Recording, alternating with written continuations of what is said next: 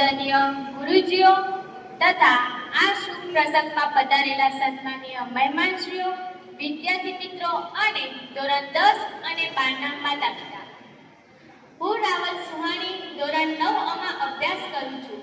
છેલ્લા 1 વર્ષથી હું આ શાળામાંથી શિક્ષણ મેળવી રહી છું. મને કહેતા તો ઘણું દુઃખ થાય છે કે આજે મારા સહાયક મિત્રો માટે આ શાળામાં છેલ્લો દિવસ છે.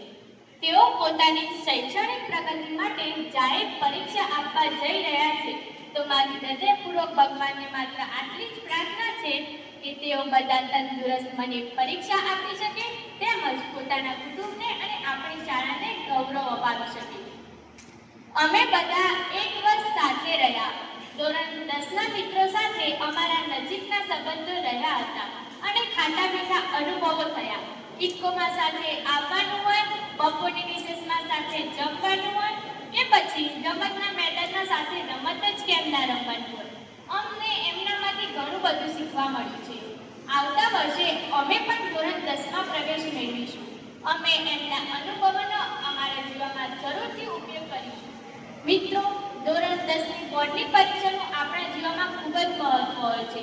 સારા ટકાથી ઉત્તીર્ણ થઈ આપણે સારા અભ્યાસક્રમમાં જોડાઈ શકીએ છીએ. તેમજ ધોરણ 10માં પછી આઈટીઆઈ, ડિપ્લોમા વગેરે અભ્યાસક્રમમાં જોડાઈને આપણે આપણા જીવનને ઉજ્જવળ બનાવી શકીએ છીએ. તેમજ ધોરણ 10માં 90% મેળવનાર વિદ્યાર્થીઓને તો કોઈ પણ જાતની વગર પરીક્ષાએ પોસ્ટમાં નોકરી પણ મળે છે. શિક્ષણ સાથે સંસ્કારની જરૂર છે, પરંતુ શિક્ષણ અને સંસ્કાર તો એકબીજાના પૂરક છે. આપણું શિક્ષક ત્યારે સાર્થક નીવડે છે જ્યારે આપણે વિનય, નમ્ર અને વિવેકા હોઈએ. તમે બધા પોતાના જીવનમાં સારા ગુણનું આચરણ કરો. બસ આટલી જ મારી વિનંતી છે. અંતમાં હું એટલું જ કહીશ કે મિત્રો, શિક્ષણ એક જ એવું સાધન છે જે આપણી ગરીબીને દૂર કરી શકે છે.